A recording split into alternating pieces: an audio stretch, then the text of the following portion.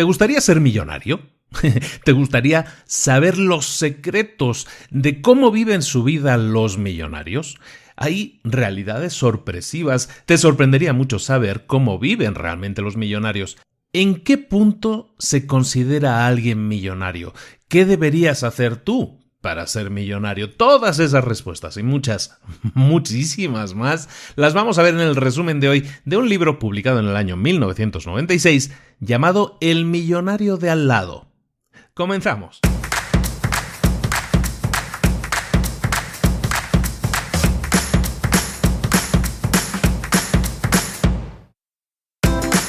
Bienvenidos al podcast Libros para Emprendedores. Para alcanzar el éxito en cualquier negocio que quieras emprender, debes formarte, debes estudiar, aprender para emprender. Y para ello, no hay nada mejor que un libro. En el podcast Libros para Emprendedores te ayudamos de 3 maneras. Primero, seleccionando los mejores libros del mercado para ayudarte a emprender, a mejorar en tu emprendimiento. Segundo, te ofrecemos gratis un resumen de los puntos más valiosos explicados en cada libro. Y tercero, te damos finalmente pasos a seguir para poner en práctica todas esas lecciones aprendidas y así poder acortar tu camino hacia el éxito. Ya sea marketing, ventas, liderazgo, emprendimientos, mentalización, vamos a analizar lo mejor de los mejores libros del mercado y te lo vamos a dar todo bien masticadito y listo para ser aplicado. Soy Luis Ramos, empresario y emprendedor, y voy a acompañarte, si me lo permites, en este camino. Sin más, comenzamos. Muy buenas a todos, bienvenidos una semana más a Libros para Emprendedores. Esta semana vamos a ver un libro que se llama El millonario de al lado, un libro publicado en el año 96, como decíamos en la introducción, escrito por los señores Thomas Stanley y William Danko. Stanley falleció el año pasado, William Danko sigue vivo, ambos profesores de marketing y negocios en sus respectivas universidades. Y pues autores de varios libros, sobre todo Thomas Stanley, que se dedicó a estudiar sobre todo a los ricos desde que inició en el tema de la escritura de libros. Y básicamente lo que hicieron estos señores es analizar, realizar estadísticas, realizar estudios durante muchos años en los que investigaban a los ricos, fundamentalmente a la gente adinerada, eso sí, de Estados Unidos. Este libro, publicado en el 96, es el resultado, es la evolución, el resultado de uno de esos estudios en los que se propusieron eso, analizar a los ricos y qué los hace ricos y cuál es el nivel de vida que tienen y cómo gastan y cómo ahorran. En definitiva, estudiaron los hábitos de los millonarios. El resultado es este libro interesantísimo porque perfila perfectamente una idea que probablemente la mayoría de nosotros tenemos equivocada. Nosotros identificamos siempre como que el rico es aquel que lleva el Ferrari, que tiene el coche más caro, el reloj más caro, los zapatos más caros, que utilizan lo más caro. Y vamos a ver cómo realmente eso no tiene nada que ver con la realidad, por lo menos estadísticamente. Evidentemente, siempre va a haber alguien con el reloj más caro, con el Ferrari más caro, el Porsche o lo que sea, ¿no? Pero la mayoría, y en este caso hay pues bastantes miles de millonarios en Estados Unidos, estamos hablando del 96, esos miles de millonarios, la mayoría tienen un nivel de vida que podríamos calificar entre comillas de normal. Mucha gente, evidentemente, va a vivir en casas caras y va a conducir coches de lujo, pero eso realmente no habla de la riqueza de las personas. Vamos a ver que hay una fórmula que proponen estos señores y esa fórmula nos permite calcular lo que es la riqueza y sobre todo el estado en el que te encuentras, porque puede ser que tengas mucho dinero, pero puede ser también que tengas muchos gastos. Entonces tu situación no es tan boyante, tu situación no es tan rica. Entonces vamos a ver varios puntos muy interesantes, entre ellos la fórmula que vamos a calcular para saber nosotros mismos en qué punto nos encontramos y también para ver cómo manejamos el dinero y si eso nos hace poderosos generadores de dinero o eso nos hace gente que genera poco dinero, poca riqueza, mejor dicho. El libro se divide en 8 capítulos. Esos 8 capítulos vienen siendo el primero, que es el que vamos a ver ahora, que es un poco la definición de las palabras que vamos a utilizar, la definición de las fórmulas y un poco definir el estado de las cosas. Y luego 7 puntos, ¿de acuerdo? 7 factores que son determinantes para que podamos construir riqueza, para que podamos generar nuestra propia riqueza basado en lo que hacen millonarios de verdad. No es un tema inventado, sino es un tema estadístico, ¿de acuerdo? Entonces, una vez dejando eso claro, que los millonarios de los que vamos a estar hablando en el libro, así lo comentan, todos son financieramente independientes. Y eso es algo que nosotros hemos hablado también mucho. O sea, el tema de ser financieramente independiente es la cosa que muchos, es el objetivo al que muchos deberíamos aspirar, ¿no? Cuando nos definimos metas, normalmente hacemos una abstracción y las metas, nuestra riqueza, nuestra libertad financiera viene dada por las cosas en muchos casos que tenemos, ¿no? Tenemos muchas veces que cambiar esa óptica o enriquecerla, mejor dicho, no hay por qué cambiarla, hay que enriquecerla para que definamos que una situación económica, financiera buena sería aquella, o idealmente sería aquella que nos permitiera mantener el estilo de vida que queremos mantener, pero que lo podamos hacer durante años y años sin tener que trabajar. Eso sería la verdadera definición de ser financieramente independiente. Si yo sé que puedo dejar de trabajar y aún así me voy a mantener, voy a seguir manteniendo mi estilo de vida, gastándome lo que me gaste en viajes, en libros, en estudios, en mis hijos, mis nietos, todo eso va a definirse como un estado, ¿no? Y es el estado de ser financieramente independiente. Los millonarios de los que vamos a hablar en el libro, en este resumen en concreto, son todos ellos financieramente independientes. Y otro tema muy interesante, otro dato muy interesante de los millonarios de los que vamos a hablar es que el 80% de ellos son gente normal que han acumulado sus riquezas durante el transcurso de su propia vida. Con esto quiero decir que no han heredado el dinero, más del 80%, lo cual indica mucho, y vamos a ver, tiene mucho que ver eso con cosas que vamos a ver dentro del libro de los que son hijos de ricos y que heredan dinero, cómo son sus comportamientos o cómo han sido educados. En este libro vamos a tocar muchos temas que tienen que ver con la educación de los hijos, la educación financiera de los hijos, adelantando un libro que vamos a ver comentado ya en privado, en algún grupo de Facebook lo he comentado, me han pedido, yo comenté, ¿no? Hay un libro que se llama Smart Money, Smart Kids, es Dinero inteligente, niños inteligentes, que habla sobre la educación financiera que debemos dar a nuestros hijos. Es un libro que me encanta. Este libro, El millonario de al lado, toca también mucho esos temas, por lo que a todas las personas que estuvieron interesadas en su momento en aquel que, como comenté en el grupo de Facebook, es un libro que probablemente vayamos a ver en la época navideña, se me hace muy especial para esa época que lo veamos. Y aunque se aparta un poco de lo que sería el tema emprendedor, realmente no lo es tanto, porque si nosotros aprendemos a manejar el dinero correctamente a nivel personal, nuestra empresa se va a beneficiar de eso, porque nuestra empresa no deja de ser un reflejo de nosotros mismos. Si nosotros aprendemos a manejar el dinero correctamente y si a nuestros hijos les enseñamos a manejar el dinero correctamente, les estamos dibujando un futuro mucho más esperanzador, mucho mejor. Tanto para nosotros, nunca es tarde para aprender, como para ellos, porque su futuro va a ser mucho más brillante si saben manejar el dinero de una manera correcta o educada. Es complicado a veces ponerle adjetivos, pero de una manera que les permita lo que decíamos ahora, ¿no? Ser en el futuro financieramente independientes, es decir, que puedan tener un estilo de vida que ellos deseen y que lo puedan mantener si se van de vacaciones un mes, que no se hunda todo a su alrededor si se van de vacaciones un año sabático, por ejemplo. Vamos a dibujar, por tanto, el retrato de un millonario de Estados Unidos de los años 90, pero que no cambia demasiado si has ido leyendo artículos de esta gente o si te preocupa investigar un poco la continuación de lo que ha hecho esta gente. Este retrato no cambia. Vamos a hablar del retrato de un millonario, que es un típico millonario en Estados Unidos. Pues es una persona, es un hombre de 57 años, casado, con 3 hijos. 1 de cada 5 ya está retirado. Con 57 años ya está retirado. 2/3 de ellos están trabajando como autoempleados, es decir, tienen su propia empresa. Este dato, y es aquí uno de los datos en los que me quiero detener, es muy interesante y nos toca profundamente a todos los que estamos aquí escuchando esto ahora mismo, y es que, decíamos, 2/3 de ellos son autoempleados, tienen su propia empresa. Los números estadísticos a veces nos desvelan muchas verdades muy interesantes. Mira, la cantidad de gente que es empresaria, que está autoempleada en Estados Unidos, es menos del 20% de la población. Es decir, menos de 1 de cada 5 personas son autoempleados, tienen empresa o negocio propio.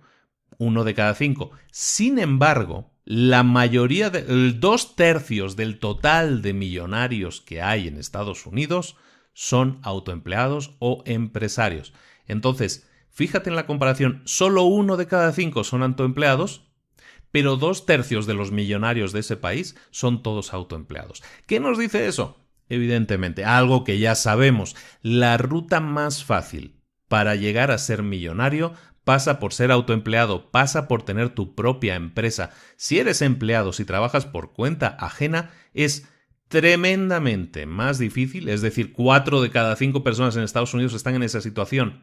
Solo 1/3 de los ricos vienen de esa situación, son empleados. Entonces, que es algo que fundamentalmente ya sabemos, ¿no? Es algo que viene ya inscrito en las personas que queremos ser emprendedores, es que una de las causas también es que buscamos esa libertad financiera. Y esto simplemente es una aseveración mediante datos concretos de que efectivamente, si creas tu propia empresa, tu camino hacia la libertad económica es, yo no diría más fácil, pero realmente las herramientas que estás utilizando para llegar a tener esa libertad financiera es más fácil que te lleven a conseguirla.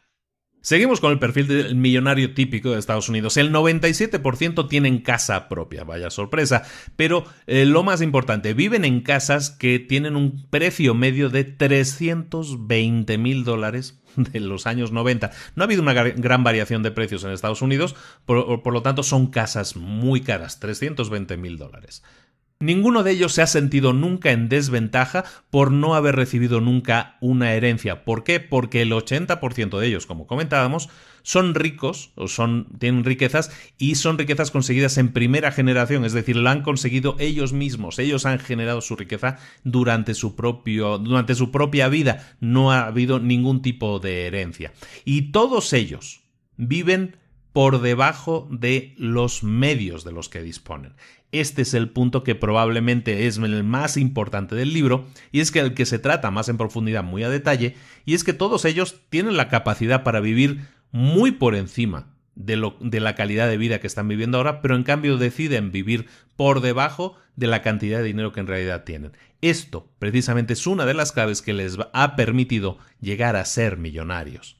La mayoría de sus esposas, la mayoría de sus mujeres son excelentes y meticulosas planificadoras y llevan presupuestos muy, muy cerrados. Y ahorran, es gente que ahorra mucho. Fíjate en lo siguiente, todos ellos tienen suficiente riqueza acumulada como para vivir sin trabajar durante 10 o más años. Importantísimo, lo comentábamos al principio. Normalmente multiplican la riqueza de la gente que les rodea por unas 6 a 7 veces. Más de la gente que les rodea. Es decir, la gente en el vecindario, en el barrio el que viven, tienen unos ingresos medios, ¿no? Ellos ingresan o tienen en propiedad de 6 a 7 veces más que las personas que les rodean. Eso también te dice el tipo de perfil de persona, dónde están viviendo. Viven, como decíamos, por debajo de sus medios. Otro punto muy interesante es que solo 1 de cada 5 no tienen estudios universitarios. La mayoría de ellos tienen estudios superiores, másters, maestrías, doctorados incluso. Es decir, todos tienen educación superior. Otro punto muy interesante es que todos ellos, la mayoría de ellos son inversores, se dedican a invertir, tienen espíritu inversionista, invierten más o menos cerca del 20% de su ingreso realizable, es decir, del ingreso libre del que disponen ya una vez hayan quitado impuestos. La mayoría de ellos, por lo menos, invierte el 15%, es decir, de un 15 a un 20% de inversión de todo el ingreso que les llega, lo reinvierten cada año. En el libro se va a considerar a un millonario a todo aquel que tenga un net worth, que le llaman en inglés, que podríamos llamar un valor neto que supera el millón de dólares en este caso, ¿no? Porque estamos hablando de Estados Unidos. Teniendo en cuenta ese dato, teniendo en cuenta esa definición, es decir, que tengan un valor neto de 1 millón o más, hay, que no está nada mal, 3.5 millones de hogares en Estados Unidos que se consideran millonarios. El 95% de los millonarios de Estados Unidos tienen un valor neto de entre 1 a 10 millones de dólares. El 95% de los millonarios. Prácticamente todo lo que vamos a ver en el libro está relacionado con este rango, con millonarios que tienen entre 1 a 10 millones de dólares de valor neto. Vamos a ver qué es el valor neto exactamente. Prometo que no va a ser nada matemático el resto del resumen, pero sí es necesario que tengamos un poco la definición y también nos va a servir un poco para saber nosotros en qué punto estamos. El valor neto, como te decía, es que tenga un valor neto de 1 millón, los millonarios, los que vamos a hablar de millonarios aquí en el libro. Eso del valor neto, ¿qué es? Básicamente es que tú, imagínate que tú vendieras todo lo que tienes. Casa, coche, moto, muebles, libros, todo lo que tú tienes. Si todo eso lo vendieras, eso te daría una cantidad de dinero. A esa cantidad de dinero le tienes que restar lo que debes. Si tienes créditos del coche, si tienes hipotecas, si tienes cualquier tipo de crédito de dinero que te han prestado y tendrías que devolver para liquidar una deuda, lo que harías sería sumar todas esas deudas. Y lo que haces entonces, para tener el valor neto de lo que tú eres, de lo que tú tienes, tendrías que entonces sumar por un lado, como decíamos, todo lo que tienes, y que sería traducirlo a dinero, evidentemente.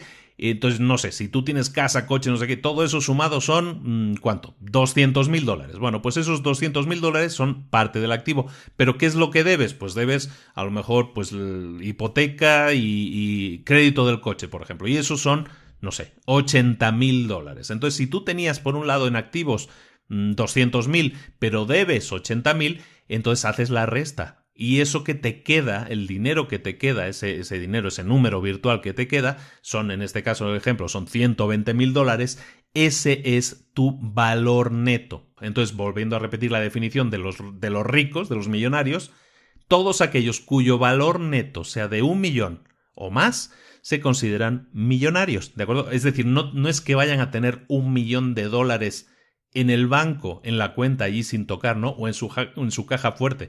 No, es que el valor neto de todo lo que poseen, quitando ya las deudas, es de $1 millón o más. Ahora, para calcular correctamente si tú eres una persona adinerada o no, no miramos exclusivamente lo que tienes, sino también tus hábitos, la forma o el estado en el que te encuentras y en el que te deberías encontrar. Hay mucha gente que a lo mejor gana mucho dinero, tiene mucho dinero, gana un gran sueldo o tiene mucho dinero acumulado, pero hay mucha gente de esa que también vive un nivel de vida que está por encima de sus necesidades. Hay gente que por su perfil de trabajo dice, pues es que yo no puedo tener, mi coche tiene que ser un Mercedes siempre, por lo menos. Entonces se gasta en Mercedes, se gasta en coches, se gasta en fiestas, se gasta en sus cumpleaños, se gasta en viajes, se gasta en muchas cosas. Y entonces, aunque tiene un gran ingreso, también puede llegar a deber mucho dinero, porque todo el dinero que entra, sale.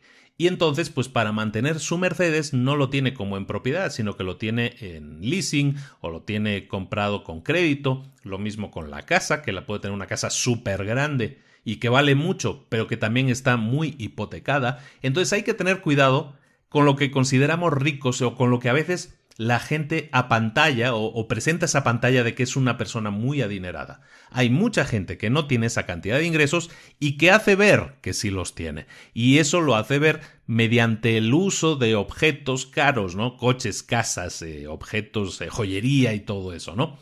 Es importante que hagamos esa distinción, porque mucha gente que quema el dinero, digámoslo así de esa manera, no podríamos considerarla millonaria, bueno, sí millonaria en el sentido que a lo mejor sí tienen ese dinero, pero que su modo de vida seguramente no les permitiera, si dejaran de trabajar, si dejaran de tener ingresos, no les permitiera mantener ese estilo de vida durante unos 10, 12 años, que es una característica que, repito, debemos tener siempre en la cabeza a la hora de buscar ser cuidadosos con el dinero o qué cuidado debemos tener con el dinero. La otra fórmula que vamos a ver, que es importante en el libro, y ya con esto acabo con las matemáticas para no marear a nadie, es la fórmula para calcular nuestro valor neto, pero teniendo en cuenta nuestra edad. ¿Por qué? Porque según la edad que tengamos, en el libro se considera que nosotros deberíamos tener, según nuestra edad y según nuestros ingresos, deberíamos tener un cierto valor neto. ¿Lo cumplimos o no lo cumplimos? Si lo cumplimos, pues somos lo que se llama un acumulador de riqueza normal. Si superamos lo que se espera de alguien de nuestra edad, somos lo que él llama un prodigioso acumulador de riqueza. Y si deberíamos tener un cierto valor neto y no lo tenemos, eso es que debemos mucho dinero, entonces lo que se llama es un subacumulador de riqueza, un pobre acumulador de riqueza. ¿Cómo calculamos eso? Bueno, es muy fácil. Lo que tenemos que hacer es hacer una multiplicación y una división. Lo primero que tenemos que hacer es calcular cuánto es nuestro ingreso anual, bruto, es decir, antes de impuestos. Lo vamos a hacer con un ejemplo. Supongamos una persona inventada que tiene unos ingresos anuales, vamos a poner de $50,000, por ejemplo, $50,000, que se aproxima mucho a la media en Estados Unidos. Si nosotros tenemos una persona que tiene unos ingresos anuales antes de impuestos de $50,000, lo que vamos a hacer es multiplicar eso por la edad que tienen. Pongamos que la persona que está haciendo este cálculo es una persona de 30 años. Multiplicamos los 50,000 anuales por 30 años y eso nos da $1,500,000.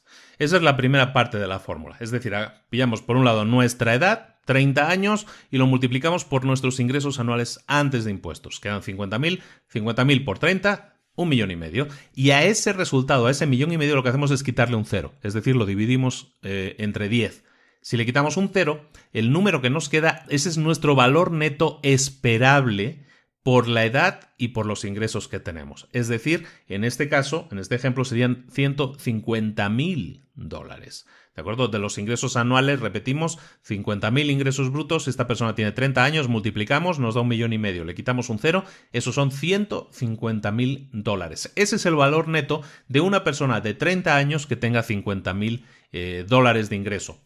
Ahora, lo que tenemos que hacer es el segundo ejercicio, es el que te decía antes. Si yo vendiera todos mis activos, todo lo que tengo, y liquidara todas mis deudas, ¿cuánto me quedaría? Si esta persona de 30 años hace ese ejercicio y el resultado que le da es, por ejemplo, pues $150,000, $160,000, porque pues su casa, su coche, todo lo que posee, los ingresos que pueda tener, todo eso para esta persona representan pues ese dinero, esa cantidad de dinero, entonces está dentro de los márgenes de lo normal. Ahora, ¿cuándo se considera que alguien es un prodigioso acumulador de riqueza? Es decir, alguien que va camino de ser millonario. ¿Cuándo sucede eso? Cuando alguien está por lo menos duplicando lo que se esperaría que él tuviera. En este ejemplo, si esta persona de 30 años debería tener unas riquezas, un valor neto de 150,000, y en cambio no solo no tiene 150,000, sino que tiene $400,000 o $300,000, que es el doble o un poco más,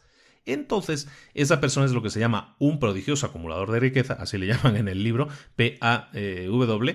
Eso nos indica que esa persona tiene hábitos correctos, no correctísimos, espectaculares a la hora de ahorrar, y que va camino, o el perfil de gasto, el perfil de vida que tiene, le lleva camino de ser un millonario. Si en cambio es una persona que está dentro del margen de lo normal, si yo por 30 años debería tener 150,000 y efectivamente tengo 150,000, eso también es un indicador de que no vamos mal, de que estamos bien, ¿no? Y que a lo mejor corrigiendo cosas, que son las que vamos a ver a continuación, corrigiendo cosas en nuestros hábitos diarios, podemos incluso modificar esa línea y hacerla crecer y llevarnos a ser un prodigioso acumulador de riqueza. O por el contrario, puede haber mucha gente que a los 30 años y con esos ingresos se supone que debería tener pues un estatus, un valor neto de 150,000 y a lo mejor tiene un valor neto de 30,000. Y eso no quiere decir que viva como un pobre, al contrario. Puede ser que tenga una casa muy grande, un coche muy grande, pero que todo sea pagado a crédito. Entonces recuerda que si liquidamos las deudas por un lado, nuestro valor, el valor de las cosas que poseemos baja, porque le estamos quitando el valor de lo que debemos. Entonces hay gente que puede vivir como rico, pero que su valor, su acumulación de riqueza es muy pobre. Y puede ser el caso de alguien que tenga muy buen nivel de vida y en vez de tener los 150,000, a lo mejor tenga 30,000 como su valor neto. Eso es un mal indicador. porque indica que esa persona tiene malos hábitos y esos hábitos están impactando a corto, medio y largo plazo en su capacidad de acumular riqueza y por lo tanto de ser financieramente independiente. ¿Sí me expliqué? Bueno, como siempre cuando tratamos un libro que no es directamente de negocios y este es más bien de economía y de economía familiar, incluso podríamos decir, esto iría muy bien con Block y Lana, ¿no? Con Sonia. Pero este tema es interesante que tú lo abstraigas a la forma en que manejas tu empresa. Si una empresa se gestiona también de la manera adecuada, y es lo que vamos a ver ahora, cómo hacen estos millonarios para llegar a tener esa capacidad de ahorro, esa capacidad de generación de riqueza.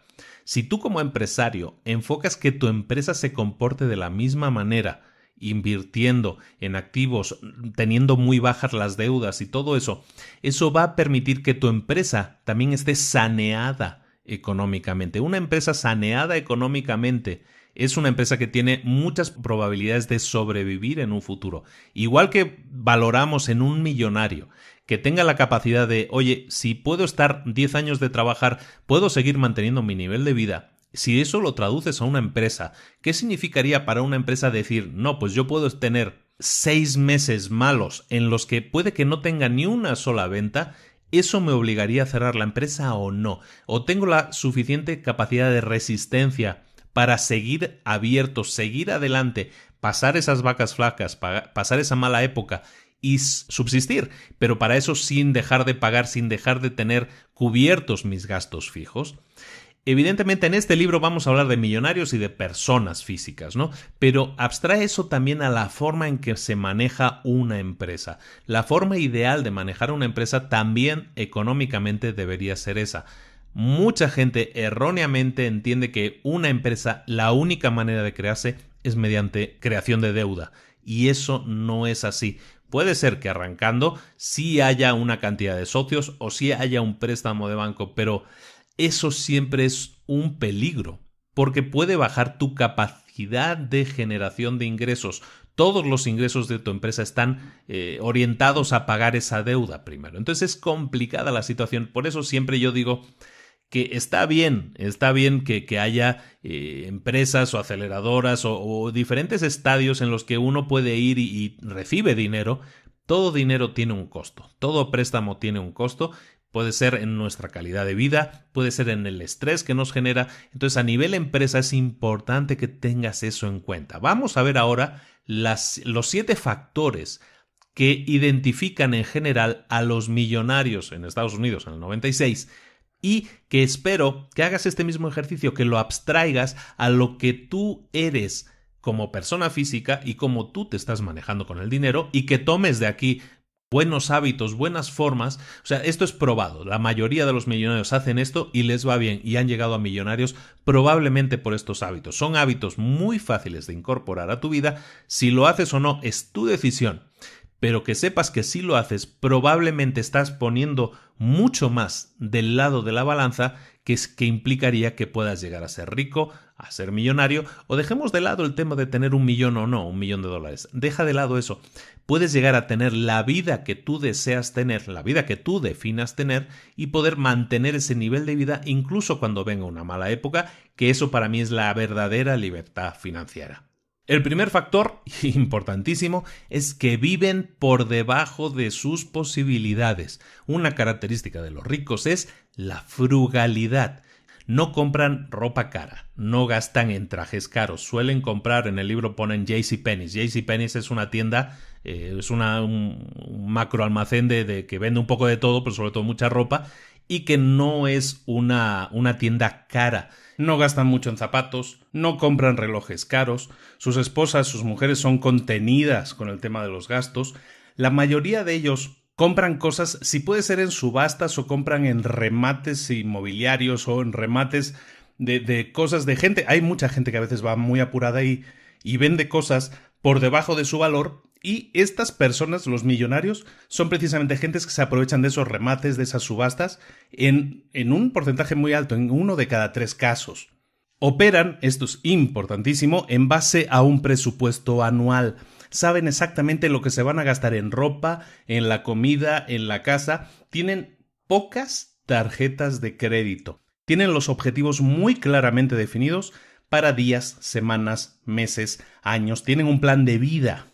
Pasan mucho tiempo planeando su futuro financiero y para generar riqueza minimizan el ingreso realizable, el que está sujeto a impuestos, el dinero que se mueve, digamos, ese lo minimizan y maximizan el ingreso no realizable, el que no implica flujo de efectivo, es decir, inversiones, propiedades, temas inmobiliarios. Y en este capítulo de vivir por debajo de tus posibilidades, si quieres ser próspero, este es un buen consejo, nunca compres una casa que requiera una hipoteca que implique más del doble de tu ingreso anual realizable. Es decir, si multiplicas por 2 tu ingreso anual, nunca te metas en una hipoteca que sea más de eso. Es mucho decir, porque la mayoría de hipotecas son superiores a eso, pero también tienes que ver durante cuánto tiempo es y cómo te afecta. Pero recuerda que una hipoteca, cuanto más tiempo dure, y hay hipotecas de 30, de 40 años según los países, cuanto más tiempo dure, evidentemente más cómodo es de pagar porque el pago que haces es más pequeño, pero más dinero estás pagando al banco. Tú sabes que cuando es una hipoteca típica de 15 años, o un crédito de 15 años, no tiene por qué ser hipotecario, pero una hipoteca, pongamos por caso, de 15 años, prácticamente estás pagando 2 casas. O sea, si tu casa costaba 1 millón, al final vas a acabar pagando en total 2 millones, ¿no? Entonces siempre cuidado con eso. En el tema de las hipotecas es algo ya queda un poco fuera de mi rango, como mencionaba antes a Blog y Lana, ¿no? De Sonia Sánchez de Square, pero ahí se habla mucho más a detalle de todos estos temas. Oye, sería interesante a lo mejor intentar traer a Sonia un día y hacer un webinar o hacer algo, ¿no? Sobre este tema. Pero el tema de las hipotecas a donde voy es que siempre que puedas liquidar la mayor cantidad de deuda durante los 2 primeros años, es decir, si tu pago mensual es de $1,000 al mes, pues ese es tu pago mensual, si durante los 2 primeros años de vida del crédito, del préstamo, tú intentas pagar, evidentemente el mínimo, que son esos 10,000, pero intentas abonar, si puedes el doble, prácticamente vas a reducir muchísimo la cantidad de dinero que estás pagando en total. Solo si haces los pagos durante los 2 primeros años de vida. Luego ya no impacta tanto, pero durante los 2 primeros años de vida es que lo que tú pagas cuando pagas una hipoteca durante los primeros años de vida, de hecho prácticamente hasta la mitad de la vida del crédito, son intereses, no estás pagando la propiedad de la casa, siempre pagas los intereses primero y la propiedad después. Entonces, por eso durante esos primeros años es muy importante poder liquidar la mayor cantidad de capital, en este caso de deuda de la casa en sí, para que así todos los intereses también disminuyan, la cantidad de intereses que pagas disminuyen, porque la cantidad sobre la que pagas intereses también va a ser cada vez menor.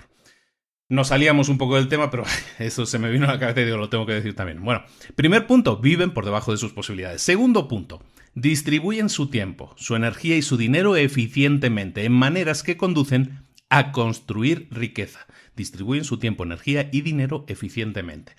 ¿Cómo? Pues planean y controlan sus inversiones. Dedican el 15% por lo menos de sus ingresos a invertirlo, como habíamos comentado antes. Dedican mucho tiempo al año a planificar su estrategia de inversión. No dedican menos de 10-20 horas al mes a planificar sus inversiones, a estar encima de lo que está haciendo su dinero, a darle seguimiento, a estar pendiente, no a poner el dinero en un sitio y se olvidan de él, sino cada mes dedican activamente horario a planificar, a revisar y a corregir sus inversiones para que sean lo más efectivas posibles. En casa, sus esposas están en la misma longitud de onda, están en la misma emisora y juntos planifican, juntos hacen presupuestos y juntos llevan todo el control de sus gastos domésticos. No compran coches nuevos. Ven el precio de un coche nuevo y compran el mismo modelo, pero usado, viendo de conseguir una buena máquina, pero con un ahorro considerable. El tema de los coches da para mucho, para hablar mucho. Y hay una persona que habla muchísimo de eso que se llama Dave Ramsey, con un libro que alguna vez he mencionado, que se llama La transformación total del dinero, que vale mucho la pena que veamos algún día. Dave Ramsey tiene un manejo de los coches que está muy en línea con esto. Y básicamente es eso, que nunca compres coches nuevos. Intenta comprar siempre un coche de 2-3 años de edad, que básicamente es seminuevo, pero su valor ha decrecido considerablemente. El valor de un auto, del valor de un coche, durante los 2-3 primeros años de vida es cuando más se devalúa. Después, cuando tienen 4, 5, 6 años, sí van bajando de precio, pero menos, muy poco menos. Entonces, si tú puedes encontrar a alguien que venda su coche de 2, 3 años, un buen modelo, el que tú quieres, y aparte esa persona a lo mejor está apurada y entonces te da un descuento incluso sobre ese coche, tú estás consiguiendo un muy buen coche que a lo mejor lo puedes utilizar durante un año y lo puedes revender y a lo mejor incluso lo vendes más o menos al mismo precio que te costó, porque pues ese precio, el valor del auto se ha reducido porque tiene un año más de vida, pero si tú lo compraste con un descuento, una cosa va a ir por la otra y básicamente no vas a gastar dinero en coches, o sea, vas a tener siempre un coche nuevo cada año si quieres y la inversión en mantener esa inversión activa es mínimo, ¿no? Entonces es importante el tema de que no compran coches nuevos. Los coches es la peor inversión que hay por lo mismo, ¿no? Porque en el momento que compras un coche, en el momento que lo sacas de la sucursal de la agencia, ese coche se ha devaluado un 20%, ¿no? Entonces, ese es un tema que tienes que tener muy en cuenta porque es tirar dinero. Básicamente, comprar coches nuevos es tirar dinero. Seguimos, educan a sus hijos en el mismo sentido, a llevar el control de sus inversiones, a llevar el control de sus gastos, de sus ingresos. Una persona que tiene ingresos prodigiosos, lo que hablábamos al principio, tendrá con más seguridad también hijos con generación de ingresos prodigiosos, que vivirán con independencia, sin esperar vivir del dinero de sus padres. El tema de la educación, como digo, lo vamos a tratar más en profundidad en otros libros, pero es importante eso, ¿no? En el libro se menciona mucho el típico ejemplo de la persona que trabajó durísimo toda su vida, que a lo mejor no tenía estudios, pero llegó a tener un negocio que le generó riqueza y ha vivido muy bien la parte final de su vida. Esas personas normalmente educan a sus hijos en lo contrario.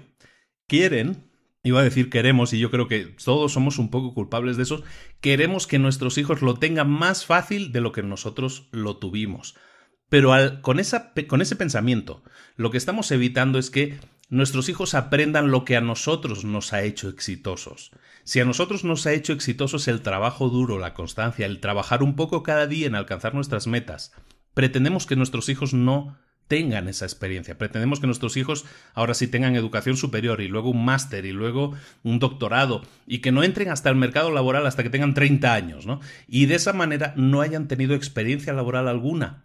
No van a tener nunca la experiencia que nosotros les podríamos dar, les podríamos enseñar. Es importante que sigamos el ejemplo de estos millonarios que son conscientes de que eso puede suceder y están educando a sus hijos para que sean capaces de vivir como adultos independientes, sin esperar vivir de las ganancias de sus padres, sin esperar vivir de una herencia, porque eso es lo peor que pueden hacer. Alguien que no está educado para gestionar el dinero, para gestionar la riqueza, simplemente cuando la reciba por una herencia, esa herencia se le va a ir volando tal cual le llegó y a lo mejor en 2 o 3 años ya no hay herencia y en 2 o 3 años esa persona ya no tiene una esperanza de brillar en la vida porque no ha sido educada de esa manera y cuando tuvo los medios no supo manejarlos adecuadamente. Lo comentábamos antes también. El 95% de los millonarios poseen acciones en bolsa, en fondos de inversión y se dejan aconsejar por asesores financieros que contratan. No contratan asesores financieros que les han llamado o que han visto un anuncio en la televisión y venga con nosotros le garantizamos tal o cual cosa. No, se basan siempre en recomendaciones de su contable, en recomendaciones de familiares de confianza y siempre contratan a gente, a asesores financieros en este caso, que tengan éxito, que tengan un recorrido de éxito probado con gente a la que ellos conocen. El tercer punto, hablamos aquí de distribuir el tiempo y la energía y el dinero eficientemente. El tercer punto es, creen que la independencia financiera es más importante que mostrar un estatus social alto. La independencia financiera es más importante que demostrar un estatus social alto. Por eso compran vehículos usados, casi nunca compran coches nuevos, no compran coches lujosos, sino coches más modestos, dedican tiempo a encontrar un buen precio a las cosas, hacen competir incluso a los vendedores entre ellos para ver quién ofrece el precio más bajo, negocian, regatean, compran siempre en oferta, pueden comprar un coche rebajado y luego venderlo en 1 año o 2 por prácticamente el mismo precio, como comentábamos. Eso es lo que ellos están buscando, todas esas pequeñas herramientas, esos pequeños consejitos que pueden incluso hacernos pensar que es que estas personas, parece mentira, con la cantidad de dinero que tienen y que todavía estén ahí batallando $1 para arriba para abajo, un centavito para arriba para abajo, un céntimo para arriba para abajo. Precisamente esas pequeñas ganancias, esa óptica de decir, voy a intentar, eso a lo mejor con 1 centavo o con $1 puede tener un sentido esa crítica, pero esa es la mentalidad que hace que cuando compren un coche busquen siempre la mejor oferta, cuando compren una casa busquen la mejor oferta, que estudien el mercado. Esa forma de comprar que no es llegar con la cartera, con la tarjeta y venga, échamelo todo a la tarjeta, me compro el modelo más caro. Lo que hablábamos de los coches nuevos, esa actitud es la que no te va a permitir vivir adecuadamente porque estás generando seguramente deudas, no estás siendo capaz de pagar el coche al contado, no estás siendo capaz de pagar la casa al contado. Entonces generas deudas y esas deudas son las que van a reducir tu capacidad de generación de riqueza porque es dinero que debes, que tienes que ir pagando. Entonces la independencia financiera, que es el título de este apartado, que es lo que hablamos antes, que sería la capacidad de que puedas mantenerte a ti mismo y a tu familia con la calidad de vida que tienes hoy en día, pero sin trabajar, esa independencia financiera es la que tienes que buscar alcanzar y eso lo tienes que hacer buscando por todas partes de dónde puedes ganarle más o menos dinero. Un cuarto factor, la cuarta característica que tienen en común los millonarios es que sus padres no les proporcionaron protección económica. Hablábamos ahora de educación, vamos a ir más a fondo en eso. Un error que se comete, muchos padres proporcionan regalos de dinero a sus hijos. Eso convierte a los hijos en dependientes y ese hábito no para. Al contrario, se incrementa, cada vez se hace más grande. Otro error que cometemos o que se cometen, pagarles a los hijos la entrada, el enganche que dicen aquí en México para una casa que está por encima de sus posibilidades. Hacerles regalos que no se corresponden a su categoría económica. Esos regalos hacen que los hijos traten de mantener ese estatus social. Y muchas veces eso les supera, porque no son capaces de enfrentar los gastos. ¿Sí me estoy explicando? O sea, si nosotros somos millonarios y queremos que nuestros hijos sean financieramente independientes, tengan la capacidad de subsistir en la vida, lo que no podemos hacer es estar regalando, pues porque me lo puedo permitir a mi hijo le regalo un Mercedes, porque me lo puedo permitir le regalo un BMW, porque me lo puedo permitir le voy a regalar la mejor casa en el mejor fraccionamiento, en el mejor barrio, en la mejor zona. Porque eso lo que hace, como decimos, es generarles a los hijos la necesidad de mantener ese estatus social. Y ese estatus social a lo mejor ellos no se lo pueden mantener porque ellos no tienen la capacidad de generar esa cantidad de dinero. Es importante que les enseñemos a vivir con los medios de los que disponen. Otro error que cometemos, pagarles la educación en colegios privados de elevada categoría a los nietos. Ese tipo de regalos afecta a la psicología del que lo recibe. Dar esos regalos es el principal factor que explicaría la falta de productividad de los hijos adultos de gente rica, que es algo que se menciona muy a detalle en el libro y que es real. O sea, los hijos adultos de gente rica, de millonarios, normalmente son muy poco productivos porque están acostumbrados a estar sentados y que se lo den todo. Eso hace que esa persona, a lo mejor sí, durante su vida va a poder subsistir con las riquezas de sus padres, pero inevitablemente, ineludiblemente, ese dinero va a bajar, porque ellos no son capaces de manejar el dinero porque no han sido educados para hacerlo. Dar ese tipo de regalos genera más consumo en los que lo reciben, no genera ahorro, no genera la educación de ahorro o de inversión, genera más consumo. Y los que reciben esos regalos generalmente no distinguen completamente entre lo que es su riqueza, su propia riqueza, su propio ingreso y la riqueza o el ingreso de sus padres generosos. Los que reciben esos regalos son siempre más dependientes de líneas de crédito, de créditos hipotecarios, de tarjetas de crédito, siempre son más dependientes de todo eso que los que no han recibido ese tipo de regalos. En general, todos los que reciben esos regalos van a invertir siempre mucho menos dinero que los que no lo reciben. Cuanto más dinero reciba un hijo adulto, menos dinero acumulará, mientras que los que no lo reciban sí acumularán más dinero. Por lo tanto, hay que enseñar a los hijos, en resumen sería, a pescar. Si a un hijo no es bueno en temas económicos, no hay que sobreprotegerlo y darle todo hecho. Hay que dedicarle tiempo a fortalecer su conocimiento en las áreas en las que no es fuerte, pero es necesario que lo sea. Si sobreprotegemos, mejor dicho, a nuestros hijos, estaremos debilitando aún más al que ya es débil y lo convertiremos en una persona dependiente de por vida. El quinto punto, el quinto factor que tienen en común los millonarios es que sus hijos adultos son autosuficientes económicamente. Hay que pensar en qué se les va a dejar en herencia. Si acostumbras a tus hijos a darles dinero, a que dependan de ti, por mucho dinero que les dejes en herencia, se lo gastarán todo, tarde o temprano, porque no saben generar riqueza, solo se les ha enseñado a gastarla. Por lo tanto, ¿qué deberías hacer o qué deberías pensar? deberías hacer que una tercera persona, ajena a la familia, alguien que no sea de la familia, pero que sea de tu confianza, ejecute la herencia como un fideicomiso. De esa manera vas a evitar roces familiares y esa persona se puede encargar de liberar parte de la herencia cuando los herederos cumplan, pues a lo mejor con una forma de vida independiente, o acaben una carrera, o se casen, o tengan un hijo, o sean estables o generen ingresos propios. En este capítulo del libro, los autores hablan de 10 reglas para padres ricos y para hijos productivos. Primera regla, nunca se les dice a los hijos que sus padres son ricos. Se les puede acostumbrar inconscientemente a llevar un estatus de vida de alto consumo, de alto gasto. También con ese ejemplo se les enseña a no presumir de dinero. La segunda regla, sin importar lo rico que se sea, hay que enseñar a los hijos disciplina y frugalidad. Y tiene que hacerse predicando con el ejemplo. Tenemos que enseñar las reglas que tú mismo debes estar siguiendo. Un buen consejo para un hijo, los buenos consejos para un hijo serían, por ejemplo, sé fuerte, la vida es dura. Nunca digas pobre, pobre de mí o sientas pena por ti. Dile, no abuses de tus pertenencias, durarán más. Cierra la puerta de la casa, no malgastes el dinero de tus padres dejando salir el calor. Vuelve a colocar siempre las cosas en su sitio. Tira de la cadena. Di sí a aquellos que lo necesiten antes de que te lo pidan. Eso es educación. Pues es educación, ya no es financiera, iba a decir educación financiera, es educación en principio, o sea, es a respetar el valor de las cosas. ¿De acuerdo? La tercera regla que ponen en el libro es que tus hijos no se den cuenta de que eres rico hasta después de haberse establecido como adultos maduros, disciplinados y con una profesión. Puedes establecer un fondo para ellos, para cuando cumplan 40 años.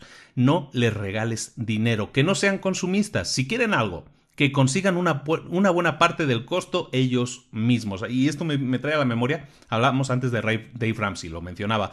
Hay un tema ahí muy interesante con Dave Ramsey, que está en el libro del Smart Money y Smart Kids. Ese tema es el tema del coche, el primer coche, ¿no?, que van a tener nuestros hijos, ¿no? Y es como el gran problema, ¿no?, el gran conflicto de, ay, ¿qué coche le voy a comprar? ¿Qué gastadera, qué dineral me voy a gastar? Dave Ramsey tiene una estrategia que a mí me encanta y que me anoté hace muchos años y digo, bueno, cuando mis hijos lleguen a esa edad voy a hacer lo mismo. Y se basa en lo siguiente: cuando tus hijos, por ejemplo en Estados Unidos, que es con 16 años, que es de donde él viene, pero pues en otros países pongamos con 18 años, ¿no?, como media, que es cuando puedes empezar a conducir tú solo como adulto. Pues la idea de Ramsey es la siguiente: decirle a los hijos que les vas a comprar el coche, les vas a apoyar con su coche, pero de acuerdo a lo que ellos trabajen para conseguirlo. Esto es, si por ejemplo yo tengo una hija que cuando tenga 16 años ya puede, aquí en México puede conducir un coche, y ella me dice, papá, quiero un coche, yo digo, bueno, trabaja para ello. ¿Cuánto puedes ganar en este próximo año? Con 15 años a lo mejor dices, ¿sabes qué? El próximo año ya vas a poder tener coche. ¿Cuánto vas a trabajar para conseguirlo? ¿Cuánto dinero vas a ganar? Y lo que vas a hacer es igualarle la cantidad que ella ponga. Si ella consigue ahorrar, si ella consigue trabajando ganar, no vale que vaya a pedirle a los abuelos el dinero, ¿eh? O sea, lo que vale es que trabaje por ese dinero y dices, pues bueno, pues en este año de trabajo, ahora tienes 16 años, vamos a comprar un coche. Tú has conseguido ganar, no sé, $5,000, yo te pongo otros $5,000. Yo te igualo. Si tú ganaste $10,000, yo te pongo otros $10,000. Y con ese dinero, con los 20,000 o 10,000 resultantes, ella se puede, o ella o él, en mi caso hablo de mi hija, pues mi hija cuando llegue a esa edad, pues va a poder comprarse un coche de acuerdo a lo que ella haya ganado. Y yo le voy a ayudar para que no tenga un coche demasiado viejito, pues yo le voy a ayudar, pero yo no se lo voy a pagar, sino que yo le voy a igualar. Si ella quiere tener el mejor coche posible, va a tener que trabajar como mínimo el 50% del valor de ese coche. ¿Me explico? Entonces ese es un tema muy interesante, el tema del manejo, los consejos que hay así para los hijos, pero es importante que les ayudemos a generar sus propios ingresos. No los estamos esclavizando, no los estamos apretando de más, les estamos enseñando a ser adultos responsables que pueden generar su propio dinero. Ese era el punto 3. El punto 4 es minimizar las discusiones sobre quién heredará qué cosa como si fuera un regalo. Tú heredarás la casa, tú heredarás los coches. Olvídate de ese tipo de promesas. Estás decepcionando a esas personas si luego no les llega lo prometido. No te metas en discusiones de ese tipo. Las herencias no son regalos que la gente se puede estar distribuyendo entre ellos. Quinto punto, nunca des dinero o regalos significativos a tus hijos adultos como parte de una negociación estratégica. Este es bien importante. Si a un hijo le regalaste una bicicleta, al otro como compensación hay que regalarle una moto. No, ese tipo de regalos acostumbra a los hijos a esperar compensaciones, incluso cuando son adultos. Si cuando el hijo es adulto, es que el mismo ejemplo de la bici, ¿no? Si es que como le compré una bici a una, le tengo que comprar una bicicleta a otra, pero no le voy a comprar una bicicleta porque ya es un poco más mayor, le voy a comprar la moto o el coche. No te metas en eso. Ese tipo, volvemos a lo mismo, son regalos que les acostumbran a esperar, y entonces sabe que si un día tú le ayudaste a una a conseguir su primer coche, la otra piensa que también se merece o que va a tener su propio coche porque tú se lo vas a pagar. El sexto punto, no te metas en los asuntos familiares de tus hijos, No opines, no hables de sus problemas con ellos a menos que ellos te lo pidan. Si no, son interferencias, los van a molestar, vas a estar interfiriendo. Pide permiso incluso para dar consejos, para dar regalos a tus hijos, para dar regalos a sus hijos. El séptimo punto, no intentes crear una competencia con tus hijos. No les presumas a tus hijos la cantidad de dinero que tienes. Ellos nunca van a poder competir contigo de esa manera. Tus hijos son inteligentes como para apreciar lo que tú has conseguido, pero nunca les digas cosas como: cuando yo tenía tu edad, yo ya había ganado yo ya me había pagado mi primer coche, o yo ya me había comprado una casa. El objetivo de tus hijos no debe ser el dinero, sino tener una buena educación. Ser educados, además, y ser respetados por sus semejantes. El octavo punto, recuerda siempre que tus hijos son individuales. Son diferentes en sus motivaciones y logros. No podrás igualarlos dándoles dinero extra a los niños que estén consiguiendo menos. Eso va a conseguir que sean dependientes. Esos a los que les estés dando el dinero van a ser dependientes de ti. Y los que no lo reciban se van a resentir, se van a molestar porque ellos no han recibido tu apoyo. El noveno punto, enfatiza los logros de tus hijos, no importa lo pequeños que sean tus símbolos o sus símbolos del éxito. Enséñales a conseguir, no a consumir. Que no les impresione lo que la gente posee, sino lo que la gente consigue. Qué bonito, ¿no? Que no les impresione lo que la gente posee, sino lo que la gente consigue. El décimo punto es: diles a tus hijos que hay muchas cosas más valiosas que el dinero. La buena salud, el vivir muchos años, la longevidad, la felicidad, una familia que te quiera, ser autosuficiente, tener buenos amigos, buena reputación, respeto, integridad, honestidad, un historial de logros. Esas son las cosas que son más valiosas que el dinero y que ellos tienen que empezar a valorar. El sexto hábito, el sexto factor que diferencia a los millonarios del resto es que son competentes en detectar oportunidades de mercado. A menudo, aquellos que son proveedores de los ricos se convierten también en ricos. Una de las mejores maneras de hacer dinero es venderle productos o servicios a aquellos que ya tienen mucho dinero, es decir, venderle a los ricos. ¿Ocupaciones que tienen potencial a largo plazo con esto? Abogados especializados en temas inmobiliarios, dentistas, médicos, intermediarios en venta de antigüedades, venta de sellos, de monedas, instituciones educativas, ser contable, ser contador, especialistas de la construcción, remodelación de casas, agentes inmobiliarios de temas de sistemas de alarma, de seguridad, agentes de viajes. Todos esos están dando servicios a gente que tiene mucho dinero. Y en el libro detectan que todos aquellos que sirven, que dan servicio a gentes que tienen mucho dinero, tienen más probabilidades, curioso, de acabar ricos. No tan curioso, de hecho. Pero bueno, y el séptimo punto, el último punto, ya estamos acabando, es que escogen la ocupación adecuada. La gente autoempleada es 4 veces más probable que sea millonaria que los que trabajan para otros, lo comentábamos al principio. No existe un tipo de negocio que garantice que te vayas a hacer millonario. Es la personalidad del dueño del negocio lo más importante para predecir su nivel de riqueza, más que el tipo de empresa. Te lo comentaba antes de alguna manera, ¿no? Tu personalidad, tu forma de manejar el dinero, si es de alguna manera respetuosa con la idea de que tienes que hacer crecer tu patrimonio neto, si eres respetuoso con esa idea y lo trasladas a tu empresa va a ser mucho más exitosa. Tiene muchas más probabilidades porque económicamente se va a manejar también de la misma forma. ¿De acuerdo? Es tu personalidad la que se transmite a un negocio. El negocio no tiene vida propia, sino que vive de los valores que tú le insuflas, que tú le das. Los ricos no suelen recomendar a sus hijos que hereden sus negocios.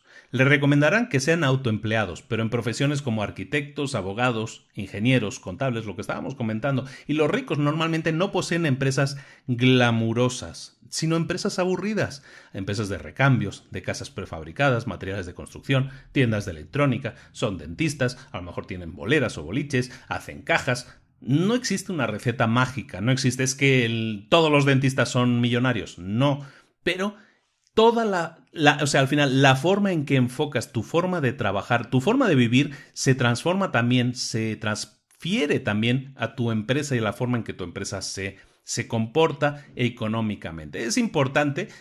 Me encanta este libro. El libro vale mucho la pena que lo leas. Existe versión en español. Y es muy interesante porque hay algo que dice la gente que sabe mucho de esto. La gente que se dedica a dar consejos, los grandes los grandes coaches como Tony Robbins y todos estos, todos te dicen algo. Hay algo que funciona en común en todos ellos. Una frase que se repite siempre. Esa frase es que imites, Tony Robbins lo llama modelar, que modeles lo que están haciendo otras personas exitosas. Si tú quieres tener éxito, modela o imita lo que ya están haciendo otras personas que han llegado a donde tú quieres llegar.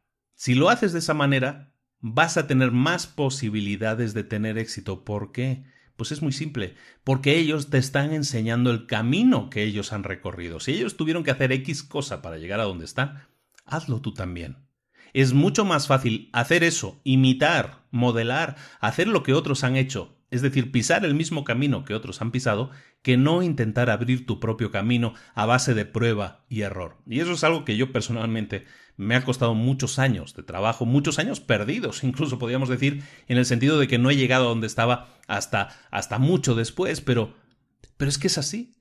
A veces uno se emperra en seguir su propio camino, en no imitar, y ahora soy muy consciente de eso y siempre me dedico a analizar, a estudiar. Una forma de hacerlo es mediante los libros, mediante lo que estamos haciendo. Eso tiene mucho que ver con el trasfondo de por qué empiezo este podcast al principio, pero algo que te puedo recomendar es que leas también muchas biografías de gente exitosa. Ese es el mejor libro que puedes leer porque ahí vas a ver el camino que han recorrido para llegar a donde están, las decisiones que tomaron, las difíciles y las fáciles que tomaron, casi todas son difíciles, las que llevan a las metas o a donde quieres llegar, normalmente son decisiones que a lo mejor son un poco complicadas, duras, difíciles de hacer.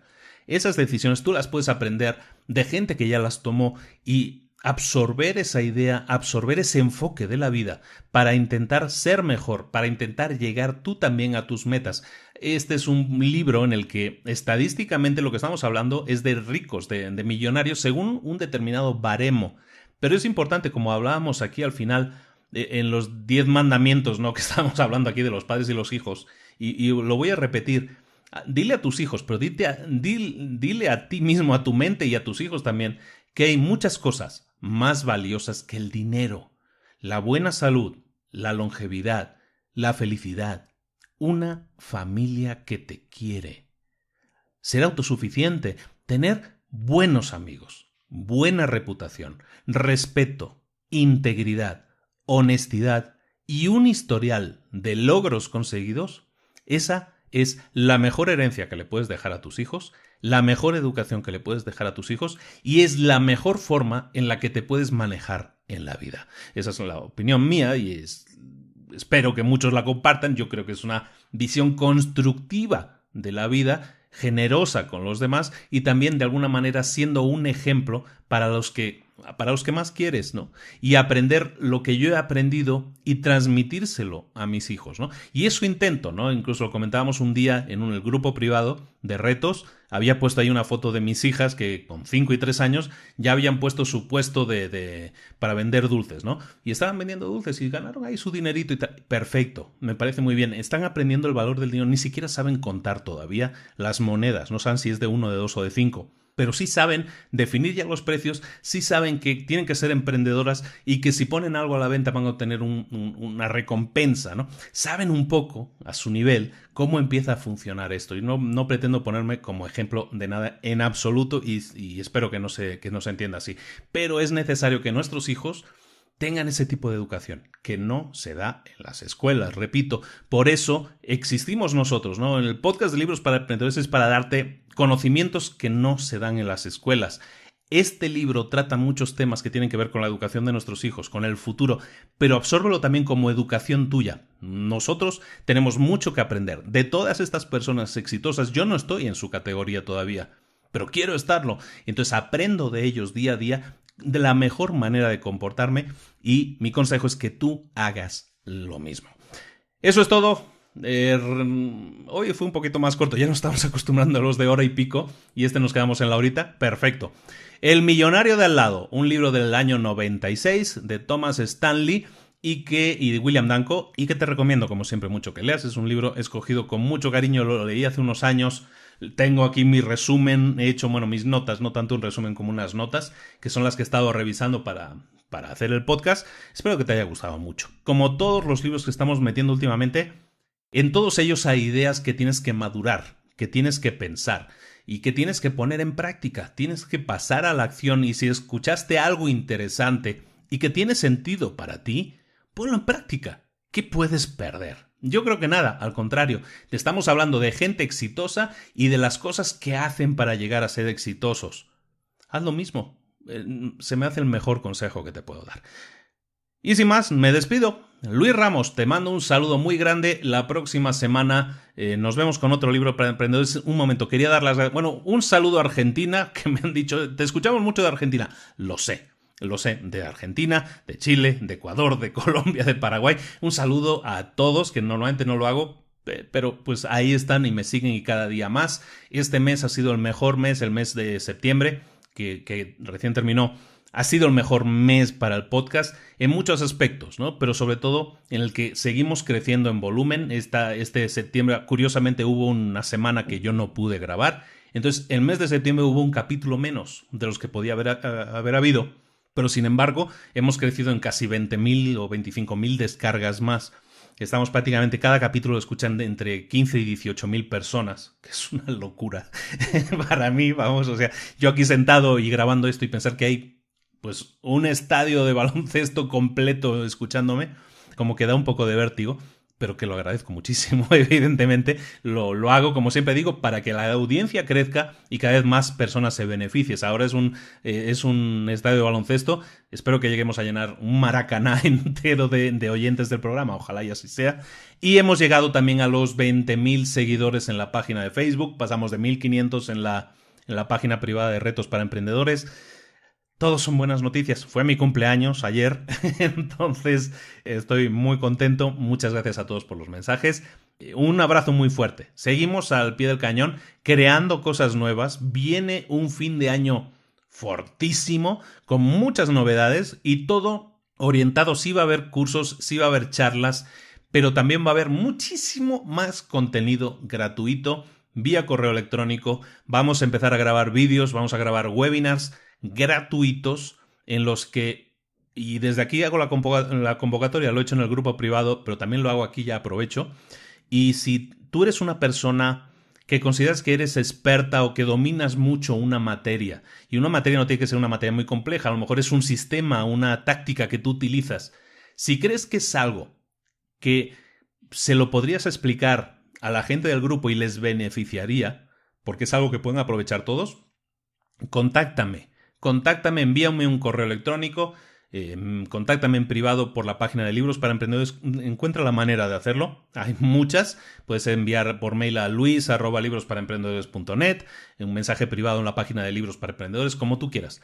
El caso es que quiero que me contactes, porque te necesito, ahora a lo mejor la idea en la fase de pruebas vamos a hacerlo cada 15 días, pero en la página de Facebook vamos a publicar webinars que no dejan de ser seminarios, pero en esta ocasión vía web, virtuales, en los que yo, acompañado de uno de vosotros, vamos a transmitir, o en este caso uno de vosotros va a transmitir un conocimiento, algo en lo que él es bueno, algo que quiera compartir con los demás, una experiencia vital buena que ayude a los demás en su camino para el emprendimiento. Vamos a enriquecer mucho más esto. No solo vamos a acudir a los libros ahora, sino que vamos a acudir a nosotros mismos y vamos a compartir con los demás nuestras mejores prácticas, nuestras mejores experiencias, incluso también nuestras peores experiencias para que podamos aprender de eso y pues que otras personas sepan desde, no sé, cómo debe ser una mejor forma de configurar una página web, que es el tema del branding, por ejemplo, temas que ya estamos ahora empezando a tratar con gente que lo va a hacer ahora durante este mes, espero que este mes de octubre, pero muchas cosas más, ¿no? Estamos en contacto, me contacté con otra persona que utiliza un método de gestión de tareas muy interesante y lo hace increíblemente bonito en su libreta. También le contacté para que nos hable de ello. Entonces, te convoco a ti también. No necesito que seas una eminencia mundial en un tema, pero que si dominas un tema, si lo has probado y has obtenido resultados, eso me interesa, pero no me interesa a mí, eso le interesa a mucha gente. Como te decía, acabamos de superar las 20.000 personas. 20.000 personas. Es increíble. 20.000 personas en la página de Facebook de Libros para Emprendedores. Esa gente está esperando, sin saberlo, pero está esperando que alguien les explique cosas como las que tú les puedes explicar. Yo te propongo ofrecerte la audiencia, porque no es mía, ¿no? O sea, la audiencia es pública, ¿no? Te propongo sentarte delante de 20.000 personas potenciales y que tú les expliques algo en lo que eres bueno. Si te interesa, por favor, contáctame.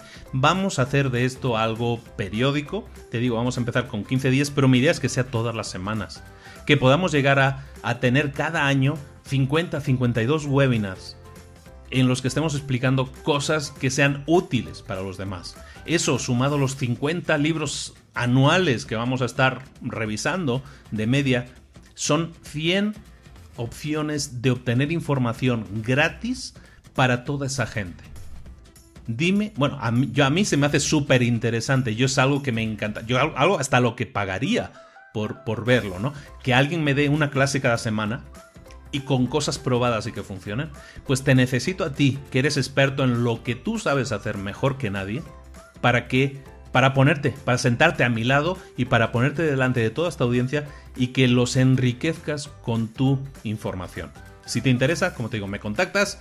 Para todos los demás, pues preparados porque vienen curvas increíbles, pero luego viene una recta en la que vamos a alcanzar una velocidad increíble con todos estos nuevos contenidos. Todo eso y mucho más aquí, todas las semanas, en Libros para Emprendedores. Nos vemos, un abrazo. Luis Ramos. Hasta luego.